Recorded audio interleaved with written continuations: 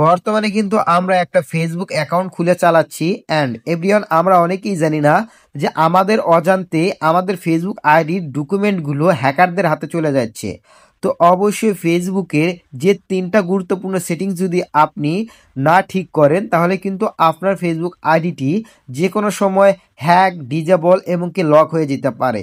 তো কোন 3টা সেটিংস যদি আপনি আপনার ফেসবুক আইডিটা ঠিক করে রাখেন তাহলে কিন্তু আপনার ফেসবুক আইডি 100% নিরাপদে থাকবে। সেই 3টা সেটিংসে আপনাদের সাথে শেয়ার করব এই ভিডিওতে। অবশ্যই কষ্ট করে শুধু আপনি আজকের এই ভিডিওতে একটা লাইক দিয়ে শেষ পর্যন্ত কন্টিনিউ করবেন। আর হ্যাঁ, চ্যানেল যদি নতুন হয়ে থাকেন প্লিজ চ্যানেলটি সাবস্ক্রাইব করে বেল বাটনটি অল করে রাখবেন। তো ভিডিওর মূল টপিকে যাওয়া যাক। Welcome back guys. প্রথমে ফেসবুক অফিসিয়াল অ্যাপ্লিকেশনটি ওপেন করে নেবেন। দেন ওপেন করার আগে আপনি একটা কাজ করতে পারেন, ফেসবুক অফিসিয়াল অ্যাপ্লিকেশনটি আপডেট করে নেবেন। কেননা আপডেট অবশ্যই করতে হবে। ফেসবুকের নিত্য নতুন যে আপডেটগুলো রয়েছে, যে ফিউচারগুলো রয়েছে, সিকিউরিটি ফিউচার অনেক কিছু এনিথিং, সেগুলো কিন্তু আপনার ফেসবুকে অ্যাড হয়ে যাবে আইডিতে। সো অবশ্যই মাস্ট আপডেট করে নেবেন। এরপরে যে কাজটি করবেন, নাম্বার 1, তা হলো ফেসবুকের পাসওয়ার্ড চেঞ্জ। অবশ্যই আপনাকে ফেসবুকের পাসওয়ার্ডটি চেঞ্জ করতে হবে। যদি আপনি আপনার ফেসবুক অ্যাকাউন্টের পাসওয়ার্ড পরিবর্তন না করেন সেক্ষেত্রে কিন্তু আপনার যে ফেসবুক আইডিটা রয়েছে সেটা কিন্তু হ্যাকারদের হাতে চলে যাবে এবং কি আপনার ফেসবুক আইডি যে ডকুমেন্টগুলো রয়েছে অলরেডি কিন্তু আপনার ফেসবুকের যে ডকুমেন্ট সেগুলো কিন্তু হ্যাকারের হাতে রয়েছে। কিভাবে রয়েছে সেটাও জানতে পারবেন।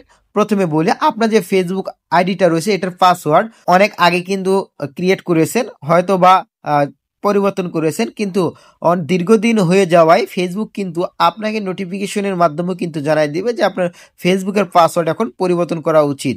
কেননা আপনার যদি একটা তথ্য যদি হ্যাকারদের হাতে চলে যায় সেক্ষেত্রে কিন্তু ফেসবুক বুঝতে পারে এবং ফেসবুক আপনাকে একটু নোটিফিকেশন আকারে দিবে যে ফেসবুক এখন বলতেছে আপনার পাসওয়ার্ডটা পরিবর্তন করার প্রয়োজন, আপনি ফেসবুকের পাসওয়ার্ডটা পরিবর্তন করুন।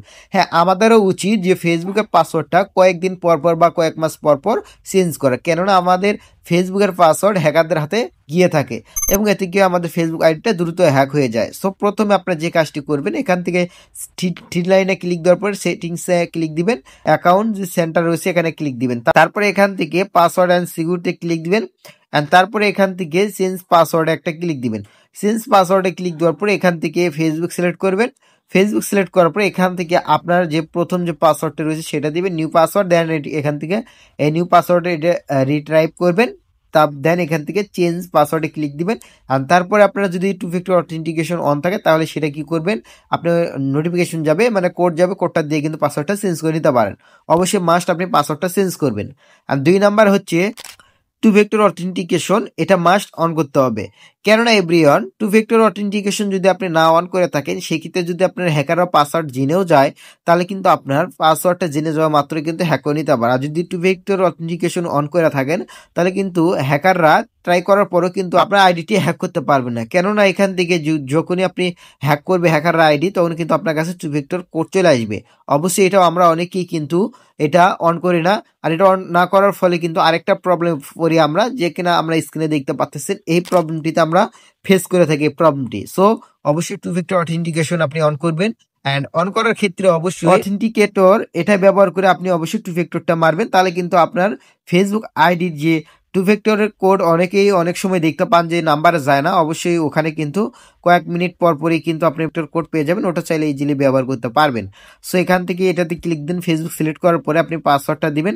পাসওয়ার্ড দেওয়ার পর আপনি 2 ফ্যাক্টর অথেন্টিকেশন মেরে নেবেন। ওকে, সো এরপর আমরা এটা সকলে কিন্তু মারতে পারি। সো এরপর আমরা যে কাজটি করব, অবশ্যই এই যে এটা পাস কি, এটাতে টাইপ দেবো, এটাতে দেওয়ার পর আমরা পাস কিটা সিলেক্ট করে নেব। অবশ্যই এটা আমাদের ডিভাইসের এই যে ক্রিয়েট পাস কিতে ক্লিক দেব, দেওয়ার পরে ক্রিয়েট পাস কি এটাতে ক্লিক দেব অ্যান্ড দেওয়ার পরে আমরা কি করবো, এটা অবশ্যই আমাদের ফোনের যে ফিঙ্গারপ্রিন্ট রয়েছে বা প্যাটার্ন লক যাই থাকুক না কেন ওটার মাধ্যমে আমরা কিন্তু এটা মেরে নিতে পারবো। অবশ্যই এটা মারলে কি হবে, অন্য ফোনের ডিভাইসে যদি আপনার আইডিটা লগ ইন করতে যায় তাহলে কিন্তু ফিঙ্গার ছাড়া কিন্তু আপনার এই আইডিটা লগ ইন হবে না।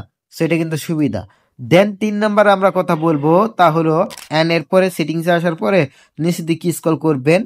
নিচের দিকে স্ক্রল করার পরে এখানে দেখতে পারবেন, এই যে এখানে দেখবেন অ্যাপস অ্যান্ড ওয়েবসাইট, এটাতে ক্লিক দিবেন।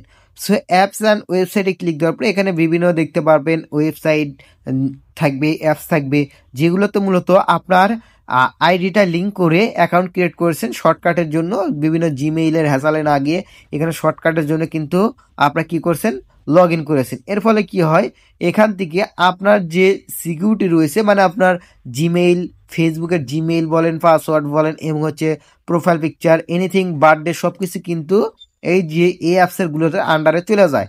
এতে কি হয়, আপনার যে ডকুমেন্টগুলো রয়েছে তাদের কাছে চলে যাওয়ার ফলে তারা কিন্তু ইজিলি আপনার ফেসবুক আইডিটা কন্ট্রোল করতে পারে, আপনার আইডিটা কিন্তু হ্যাকও করতে পারে।